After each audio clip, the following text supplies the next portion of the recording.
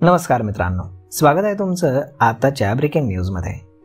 मित्रांनो, दिल्लीतील तब्बल 55 लाख वाहनांची नोंदणी रद्द करण्याचा निर्णय घेण्यात आलाय। त्यामुळे वाहनधारकांना मोठा धक्का बसलाय। 10 वर्षांपेक्षा जुनी असलेली डिझेल आणि 15 वर्षांपेक्षा जुनी असलेली पेट्रोल आणि सीएनजी वरील वाहनांचा यामध्ये समावेश आहे। ही वाहनं रस्त्यावर दिसल्यास थेट जप्त केली जाणार असल्याचं दिल्ली परिवहन विभागाने आता स्पष्ट केलंय।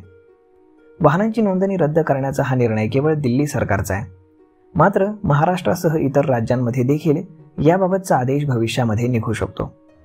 केंद्रीय मंत्री नितीन गडकरी यांनी जुन्या वाहनांची नोंदणी रद्द करण्याचा यापूर्वीच संकेत दिला होता। त्यानुसार 2023 पासून देशभरातील सरकारी वाहनांची नोंदणी रद्द केली जाते। आता खाजगी वाहनांचा देखील त्यामध्ये समावेश करण्यास सुरुवात झाली आहे।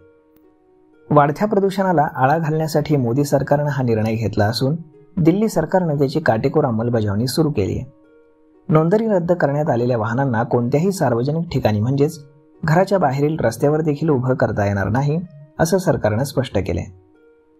सरकारने वाहन मालकांना 3 पर्याय दिलेत। नोंदणी रद्द करण्यात आलेली वाहनं खाजगी जागेत उभी करावीत। वाहनांची नोंदणी संपण्याआधीच 1 वर्ष दिल्लीतून बाहेर नेण्यासाठी ना हरकत प्रमाणपत्र घ्यावं लागेल किंवा ही वाहनं भंगारामध्ये काढावी लागतील, असे 3 पर्याय उपलब्ध करून देण्यात आलेले आहेत। जुनी वाहनं दिल्लीतील रस्त्यांवर किंवा सार्वजनिक ठिकाणी आढळून आल्यास ती लगेचच जप्त केली जातील। तसेच वाहन मालकाला 10,000 रुपये दंड देखील भरावा लागेल। त्याचप्रमाणे अशा गाड्यांना इंधन देखील दिलं जाणार नाही, असे कडक निर्णय दिल्ली सरकारने घेतलेत। त्यामुळे वाहन मालकांची मात्र मोठी कोंडी होणार आहे। दिल्लीतून इतर राज्यामध्ये वाहन नेण्यासाठी ना हरकत प्रमाणपत्र घेतल्यानंतर ते वाहन 1 महिन्याच्या आतच बाहेर न्यावं लागेल, अन्यथा या वाहनाचं पार्किंग करणं देखील अवैध ठरवलं जाईल। अशा वाहनांची जप्ती केली जाऊ शकते।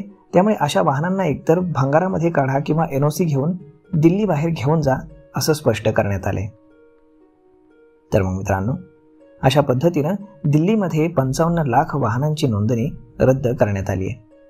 तर मग आता महाराष्ट्रामधील मुंबई या ठिकाणी देखील असा निर्णय लागू केला जाऊ शकतो, याची चर्चा चालू आहे। त्याच्या मागचं कारण आहे ते म्हणजे मुंबईतील वाढतं प्रदूषण। त्यामुळे हे पाहणं जास्त गरजेचं ठरणार आहे की सरकार आता काय निर्णय घेतं ते। तर मग मित्रांनो, हा व्हिडिओ, ही माहिती तुम्हाला कशी वाटली हे तुम्ही आम्हाला कमेंट करून नक्कीच सांगा। आणि जर आवडली असेल तर आपल्या जवळच्या मित्रमंडळींसोबत देखील हा व्हिडिओ तुम्ही शेअर करायला विसरू नका। धन्यवाद।